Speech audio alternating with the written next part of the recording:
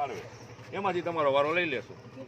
હા, ચૂંટણી પછી પણ ફાઇનલ જ છે ને, 1 મહિનામાં થઈ જાય. કેમ કે જો થઈ જાય પેલા સાંભળી લેજો તમે, પેલા મારી વાત આખી સાંભળી લ્યો. અમારા ખિસ્સામાંથી નથી થતો પણ નહીં પેલા મારી વાત, સરકારના પૈસા આવે એટલે અમારે ઘરે લઈને જ જવા. ઈ તો નથી લઈ જવા. અમે અમારી પંચાયત 1.5 વર્ષથી આવી છે, 2 વર્ષ થયા. તમારા આજે સોસાયટી બની ને 20 વર્ષ થયા, એમાં કોઈ પાણીની ગટરે નહોતી થઈ.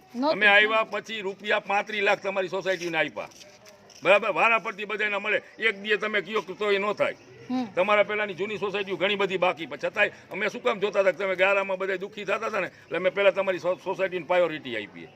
એટલે અમે દેવા નહીં 100%, અમારા ખિસ્સામાંથી નથી દેવા, અમારા બાપાના પૈસા નથી, અમે કાંઈ ઉપકાર નથી કરતા તમારા ઉપર. પેલા સાંભળી લઈએ, અમને સરકાર યોજના દઈએ ને અમે જે જગ્યાએ વધુ જરૂરિયાત હોય અહીંયા અમે પહેલા આપી. પણ એમની અમારી મેઇન સોસાયટી છે, અહીંયાથી પાછળની સોસાયટીમાં હાલવાનો રસ્તો છે, એ પેક સોસાયટી અમારામાં જ આવે છે, તો એમાં થઈ ગયો ને અમારી મેઇન રહી ગઈ. એનું કઈ કારણ બાજુ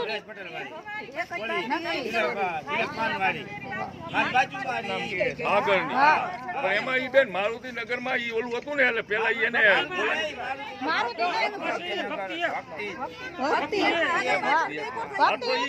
પણ એમાં એવું પણ એમાં ગ્રાન્ટ જો 5 લાખ રૂપિયા આવ્યા હોય એટલે 3 શેરી તમારી હોય, પહેલી શેરીનો વારો લીધો હોય, હવે બીજી શેરીનો, ત્રીજી શેરી રહી તો વારા પરથી જો ઓલી આગળની 3 શેરીઓ હતી એમાં 2 થઈ, 1 રહી ગઈ, આગળની જ રહી ગઈ. તમને ખબર છે તો અમારી મેન આખી શેરી જ છે, અડધી થઈને અડધી રહી એમ કહી આપણે અડધીમાં દેવું બેન. 5 લાખ રૂપિયા આવ્યો હોય, 3 લાખ કે 4 લાખ, એની ગ્રાન્ટ પ્રમાણે કામ થાય. આખી શેરીનું તમારે 9 લાખ રૂપિયા 10 લાખ રૂપિયા થતા હોય, એટલી અમારી પાસે ગ્રાન્ટ ન હોય એટલે અડધી જ શેરી થાય ને. જો આખાની રાહ જોઈ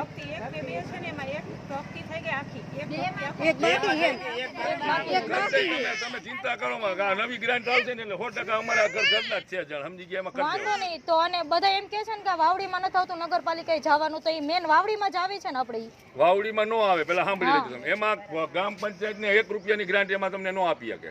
આ ગ્રાન્ટ અમારી જિલ્લા પંચાયત અમે આપી હતી, એટલે ધારાસભ્ય આપી હતી. આ ગ્રામ પંચાયતને 1 રૂપિયો ગ્રામ પંચાયત એમાં ન વાપરી શકે. તમારે પાણીનું નળ રિપેર કરાવવું હોય ને એમાં 100 રૂપિયાનું વાઉચર બનાવવું હોય તો સરપંચ ન બનાવી શકે. સરપંચ બનાવવા જાય સરપંચ ને મંત્રી ઘર ભેગા થઈ જાય, જે ઈ માધાપર વજેપરમાં આવે. હા તો એમ હવે 1.5 વર્ષ તમે એમાં પંચાયતને ડિસ્ટર્બ કરો, એ વસ્તુ ક્યાંય હે નહીં. અમારી ગ્રાન્ટમાંથી અમે ધારાસભ્ય અથવા જિલ્લા પંચાયતની ગ્રાન્ટમાંથી તમને બનાવડાવતી 100%ની વાત છે, બરાબર. તમે ચિંતા કરતા નહીં, તમે તમારે થઈ જાય. હા, મત આ વાવડીવાળા પણ એમ નહીં, મત આ વાવડીવાળા લેવા આવે છે ને એમ.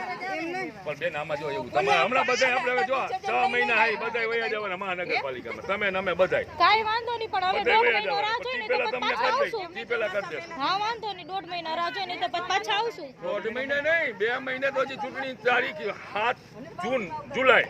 7 જુલાઈ તો આચારસંહિતા ઉઠે. 7 જુલાઈ હજી આ 4થો મહિનો હાલે, 5મો 6ઠો ને 7મા મહિનામાં 7 જુલાઈ આચારસંહિતા ઉઠે. તે પછી સરકારની પ્રોસેસ થાય, મહિને 1.5 મહિને ગ્રાન્ટ ફાળવે એટલે તમારે હજી જો 9મા મહિનામાં ગ્રાન્ટ આવે. હા, 10મા મહિનામાં કાઈ વાંધો નહીં. આ વખતે ચૂંટણી આપણે કોઈને મત દેવાનું થતો નથી. જ્યાં લગી જ્યાં લગી પણ જો એવું ધમકી નહીં, જ્યાં લગી રોડ નહીં થાય ત્યાં લગી નહીં. આની પહેલા ચૂંટણી આવી હતી ત્યારે અમને કઈ જતા તમે અમારી પાસે માંગીએ નહીં શકો, તમે અમને નો આપો માંગીએ શું અમારી આગળ. પણ આની પહેલા જે તમે અમને નો સાંભળ મારી, તમે મને કઈ આપ્યું હોય બેન તો તમે મારી પાસે બીજી વસ્તુ માંગી. તમારી વાત સાચી. અમે ગઈ વર્ષે ચૂંટણી ગઈ ને ત્યારે અમે કીધેલું જ હતું, કીધું અમને નથી કીધું. અમને અમે જેટલી સોસાયટીમાં જઈએ ને એ બધાને કરી દીધું. અમે એવી મહિલા નથી બોલી એટલે કાઈ વાંધો નહીં. તમે કીધું તો કાઈ વાંધો નહીં, આપણે 6 મહિના રાહ જોઈ જશે. આપણે રાહ જોવાનું કીધું 10 મહિના.